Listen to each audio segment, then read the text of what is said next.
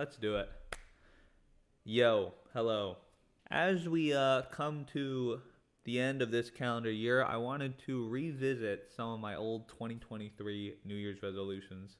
I had to dig deep. They've been buried since the second week of January, but from what I remember, I wanted to put out more content into the world.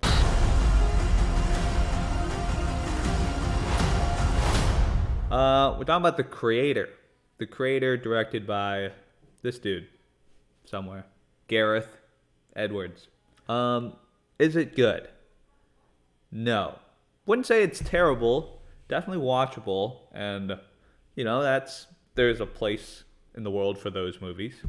But I guess we could talk about why I feel that way. So the plot, which is important, follows Kawhi Leonard as he speedruns the premise of The Last of Us. But instead of a world of infected, you replace those people with AI, which is cool, very, very high concept. And I think that's probably what the movie has best about it, is the grand scale-ness of it. This movie reminds me of the quote that Victor tells Jace when he's like super depressed in Arcane. In the pursuit of great, we fail to do good. Where the movie has the elements to be great. Like it has great visuals. It has like a super grand theme. And it's like original. It has everything in place to be like a proper franchise. But it kind of skims over like the things that make a movie good. Like developed characters. It feels long. It's a pretty long movie. It's like 2 hours, 15 minutes.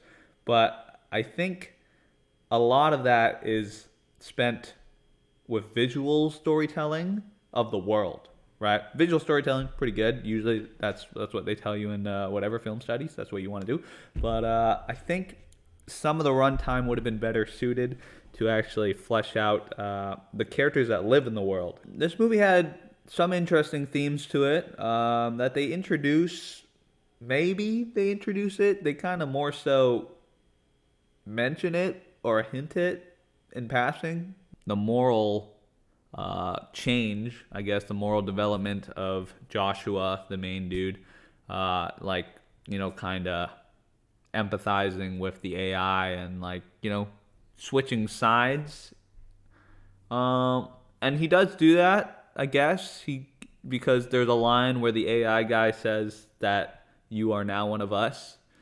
It didn't really feel deserved, why Joshua decides to just switch sides. I'm not even sure if he did have a side in the end, honestly. I mean, he was side Gemma Chan, which is, that's indisputable. Like, if you have a choice, you go there every time. I've only seen the movie once. I have no desire to see it again. But the plot was confusing to me. Not like in a, conceptual point of view, but more so just like motivations wise.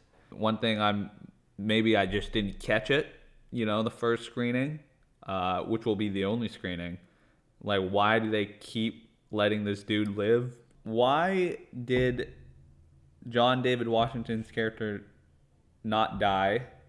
I guess he did die. Spoiler alerts, he dies.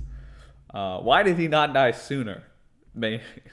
It's very early on established that the antagonist lady labels him as a traitor of whatever the Western forces. Like, she says that we have to catch this traitor. But then they do catch him. But it's Hakuna Matata. It's okay. Like they don't.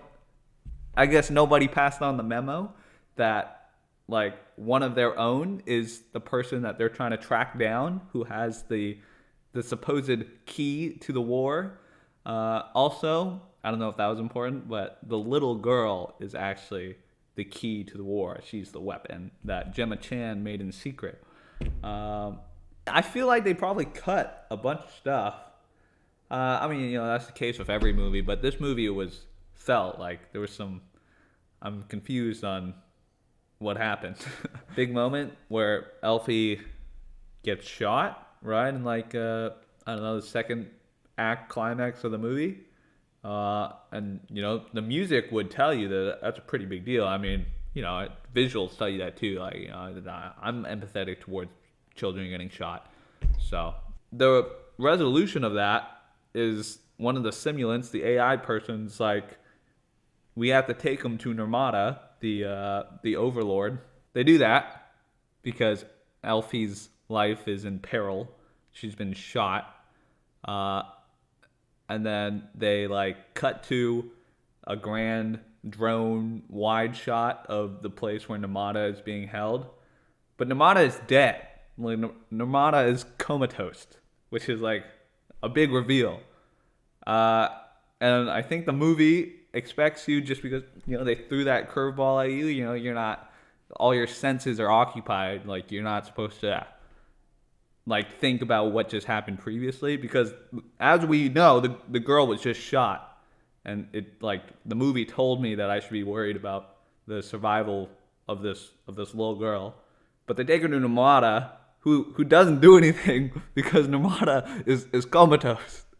Unless I don't know, unless I like took an extra long blink and I missed out on one whole beat. Once they arrive to Nirmata, the girl is fine. She's okay. Maybe, I don't know.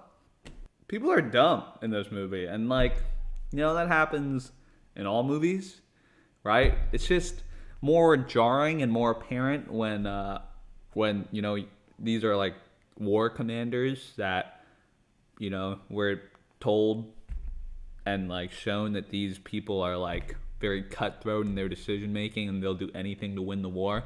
And then they make like dumb decisions without much explanation of why they do it.